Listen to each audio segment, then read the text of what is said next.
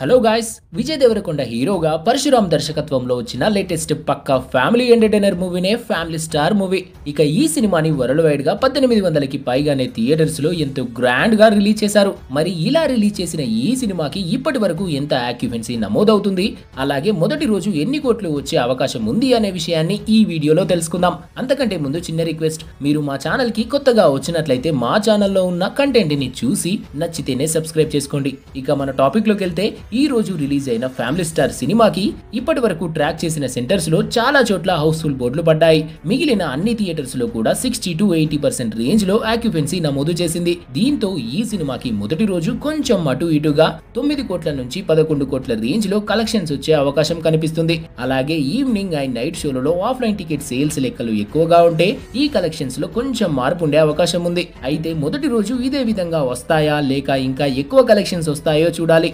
So friends, మీరు ఈ సినిమాని చూస్తే ఎలా అనిపించిందో కామెంట్ చేయండి. అలాగే సబ్స్క్రైబ్ కూడా చేసుకోండి. Thanks for watching.